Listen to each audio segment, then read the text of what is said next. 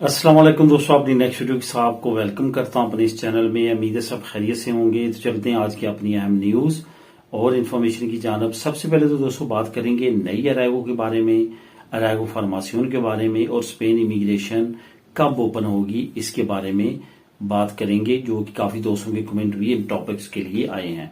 Family का जो visit visa है वो हम अगर अप्लाई करते हैं तो उसका क्या तरीकाकार है और कितने चांसेस हैं, इस पे बात करेंगे, क्योंकि इस पे भी काफी दोस्तों के कमेंट आए हैं। यूरोप और इंग्लैंड का प्रोग्राम 2026 क्या है, इस पे बात करेंगे। और आखिर में मैं आपको रिकमेंड करूंगा कि इस फ्री यूरोपियन कार्ड को लाजमी तौर पे बनाएं, जिसके काफी ज्यादा बेनिफिट्स हैं, जिससे आपको एक बड़ी परेशानी और बड़े खर्चे से आप बच सकते हैं अगर ये कार्ड आप बनवा लेते हैं। तो इस पे बात करेंगे वीडियो के आखिर में। तो सबसे पहले तो आपको ये बताता चलूं कि आज आपको लिंक कौन कौन से मिलेंगे। एक तो यूरोप और इंग्लैंड का जो प्रोग्राम 2026 है इसका लिंक मिल जाएगा। इसके बाद ये जो फ्री यूरोपियन कार्ड है इसका लिंक मिल जाएगा। ये दोनों लिंक जो है आप बिलतरतीब नीचे डिस्क्रिप्शन में क्लिक करके खुद भी रीड कर सकते हैं। तो दोस्तों सबसे पहले तो बात करते हैं नई अराइवो के बारे में, अराइवो फार्मासियोन के बारे में और स्पेन इमिग्रेशन कब ओपन होगी इसके बारे में, क्योंकि बहुत सारे दोस्त इसके बारे में जानना चाहते हैं और पूछते हैं। तो दोस्तों वीडियो की तरफ जाने से पहले आपको कहता चलूं कि जो दोस्त इस चैनल पे नए हैं और वो यहाँ पे आते हैं, वीडियो देखते हैं, इन्फॉर्मेशन लेते हैं और उसके बाद इस चैनल को सब्सक्राइब नहीं करते, तो उनसे रिक्वेस्ट है लाजमी तौर पे चैनल को सब्सक्राइब कर लें ताकि मजीद ऐसी आने वाली वीडियोस आप तक पहुंच सकें। इमिग्रेशन से रिलेटेड जो छोटी से छोटी भी अपडेट होती है वो आपको इस चैनल पे मिलती है, जो डेली बेसिस पे इस चैनल पे वीडियोस अपडेट होती हैं। तो लाजमी तौर पे इस चैनल को सब्सक्राइब कर ले ताकि मजीद आने वाली इन्फॉर्मेशन आप तक पहुंच सके बार वक्त। तो सबसे पहले तो नई अराइवो के बारे में बात करते हैं। नई अराइवो का आपको पता है कि मैंने एक हफ्ता पहले इस कानून के बारे में डिटेल वीडियो बना दी थी कि एक नया प्रोग्राम यूके से की तरह से, जैसे वहां पे कुछ नए प्रोग्राम लॉन्च किए जा रहे हैं इमिग्रेशन के से रिलेटेड, कुछ उसी तरह के प्रोग्राम जो है अभी स्पेन में भी लॉन्च होना शुरू हो चुके हैं। तो यहाँ पे जो सबसे अहम प्रोग्राम इस वक्त लॉन्च हुआ है वो है सोशियो लिबरल। सोशियो लिबरल एक ऐसा प्रोग्राम है जो कि पहले अराइवो फार्मासियोन, अराइवो सोशियल, अराइवो लिबरल इनसे मैच तो करता है, लेकिन इसके बेनिफिट्स इन तमाम प्रोग्राम से काफी ज्यादा हैं। किस तरह से काफी ज्यादा है इस पे मैंने पहले डिटेल से बात की है, लेकिन कुछ दोस्तों को इसकी समझ नहीं आ रही, तो कुछ लोगों के क्वेश्चन जो है दोस्तों के वो कवर करूंगा। सबसे पहले तो वो पूछते हैं अब हमारे पास हमारे 3 साल मुकम्मल हो चुके हैं, क्या हम अराइवो सोशियल अप्लाई करें या इस अराइवो का वेट करें। जिन दोस्तों का टाइम पूरा हो चुका है वो अराइवो सोशियल की तरफ जाएं। जिनका टाइम पूरा नहीं हुआ, 3, 4, 5 महीनों में ये कानून लाजमी तौर पे इम्प्लीमेंट हो जाएगा, उनको चाहिए इस नए कानून का फायदा उठाएं, क्योंकि जबकि नया कानून लॉन्च होता है तो उसमें काफी लोगों को प्रोवाइड किया जाता है फायदा शुरू में। उसके बाद उसमें जो कमियां सामने आती हैं तो फिर रिस्ट्रिक्शंस लगाई जाती हैं। इस कानून के तहत काफी ज्यादा फायदे हैं जो खास तौर पे आपको मिलते हैं जब आप पहला कार्ड खत्म होने के बाद 4 साल का कार्ड रिसीव करेंगे, तो उसमें आपको काफी ज्यादा बेनिफिट मिलेंगे इस कानून के तहत, यानी कि सोशियो लिबरल के तहत। अब बात करते हैं अराइवो फार्मासियोन के बारे में। अराइवो फार्मासियोन के बारे में दोस्तों अगर प्रोग्राम में तब्दीलियां जैसे कि कही जा रही हैं हुकूमत की तरफ से कि वो काम कर रहे हैं और इन तमाम इमिग्रेंट्स के जो प्रोग्राम है इनमें काफी अहम तब्दीलियां आएंगी और उनकी जिंदगियों को आसान किया जाएगा, तो फिर अराइवो फार्मासियोन में भी बड़ी आसानियां आएंगी, जिसमें आप अराइवो फार्मासियोन में सेम उसी तरह काम कर सकेंगे जैसे एक इंटरनेशनल स्टूडेंट काम करता है, हफ्ते में उसको कुछ घंटे अलाउ होते हैं, सेम उसी तरह से आपके साथ ट्रीट किया जाएगा। कोर्स खत्म होने के बाद आपको वर्क परमिट लगाना पड़ेगा सेम लाइक इंटरनेशनल स्टूडेंट्स, उसके बाद आगे प्रोसेस बढ़ेगा। तो ये तमाम चीजें जो हैं आपके लिए अराइवो फार्मासियोन में वाजे की जाएंगी, लेकिन ये फिलहाल इम्प्लीमेंट नहीं हुई। जैसे इम्प्लीमेंट हुई, जो बहुत ज्यादा उम्मीद है सितंबर में, अक्टूबर में ये कवानीन जो है इम्प्लीमेंट हो जाएंगी।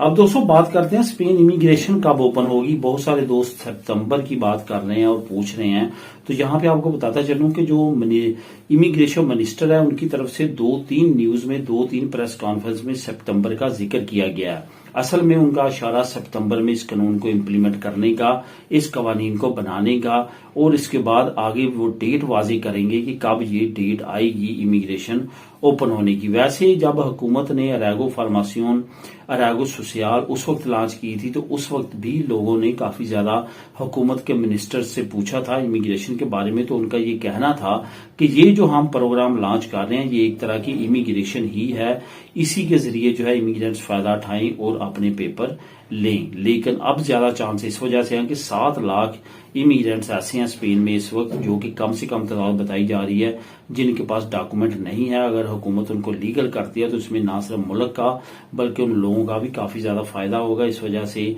बहुत ज्यादा चांसेस बढ़ते जा रहे हैं कि इमिग्रेशन ओपन हो जाएगी। अब दोस्तों बात करते हैं कि फैमिली को अगर विजिट वीजे पे बुलाया जाए, कुछ दोस्त ऐसे हैं जो कमेंट करते हैं और फैमिलीज ऐसी हैं जो कहती हैं कि अगर हम फैमिली विजिट वीजे पे आए तो क्या इजी होगा family visa compare to family visa जो कि हम वहां से फैमिली बुलाने का के लिए करवाते हैं तमाम प्रोसेस। तो यहाँ पे ये बताता चलूं कि विजिट वीजे में और फैमिली रिपेरासियन में बहुत ज्यादा फर्क है। अगर फैमिली को आप परमानेंटली अपने पास बुलाना चाहते हैं तो उसके प्रोसेस में और विजिट के प्रोसेस में फर्क है। इसमें तो आपको यह है कि 3 महीने, ठीक है, 90 दिन, 180 दिन ज्यादा से ज्यादा आप एक्सटेंड करवा लें। ये 180 दिन के बाद आपको फैमिली को वापस जाना पड़ेगा। लेकिन जो आप फैमिली वीजे की मद में अपनी फैमिली को अपने वहां बुलाते हैं वो तो आपके पास परमानेंट रहेंगे और वो स्टेटस उनको परमानेंटली आपके साथ वाला मिल जाएगा। लेकिन यहाँ पे ये बात बताता चलूं, वो लोग जो प्रोसेस के साथ साथ फैमिली विजिट वीजे पे बुलाना चाहते हैं, जैसे कि चंद एक दोस्तों ने बुलाई है और उन्होंने जो है मैं जानता हूं खुद कि क्या प्रोसेस है उन्होंने अडॉप्ट किया था, तो उस तरह से आप भी कर सकते हैं। वही प्रोसेस है, पुलिसिया नेशनल जाके अपनी इनविटेशन अपनी वाइफ के नाम और बच्चों का जो है वो उधर बनवाना है और वो भेज देना है। अगर आपके पास नेशनलिटी है तो बहुत ज्यादा चांस बढ़ जाते हैं।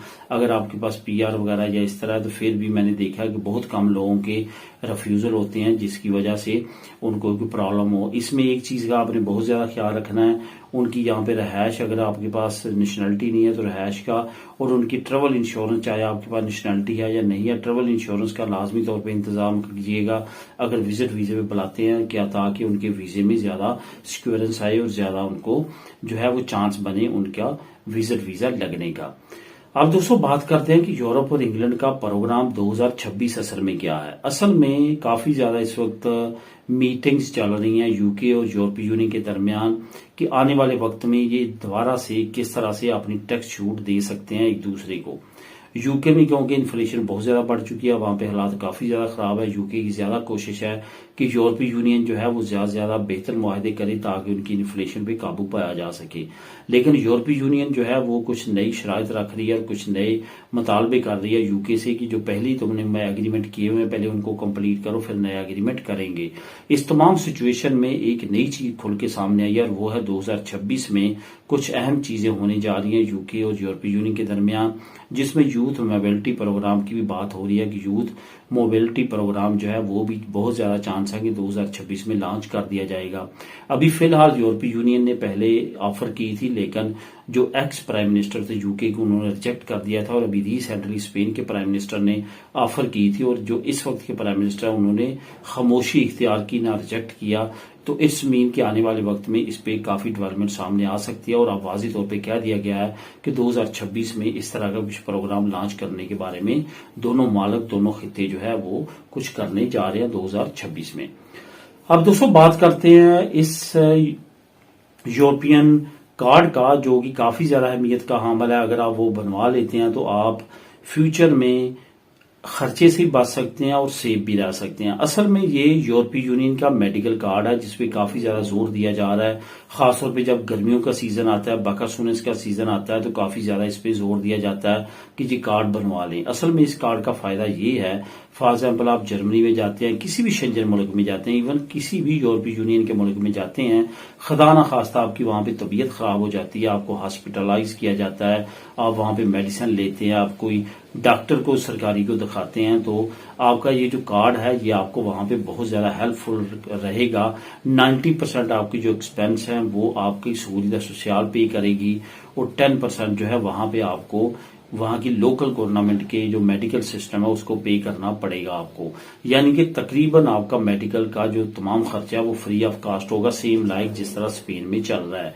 तो ये मेडिकल कार्ड आप फ्री ऑफ कास्ट बनवा सकते हैं, इसका कोई खर्चा नहीं है। सेम लाइक उसी तरह जिस तरह आपने प्रोविंशियल मेडिकल कार्ड बनवाया है, वो कार्ड आप सूरीदा सोशल के जरिए जो है वो किसी भी हॉस्पिटल में अप्लाई करके बनवा सकते हैं। सूरीदा सोशल का सीता लें, वहां से वो तमाम जो यूरोपीय यूनियन का टैक्स नंबर है वो रिलीज करवाएं और उसके बाद अपने हॉस्पिटल से आप इसको प्रिंट करवा सकते हैं और बनवा सकते हैं। तो दोस्तों ये थी आज की अहम न्यूज और इन्फॉर्मेशन। मिलेंगे नेक्स्ट वीडियो में नई अपडेट्स के साथ।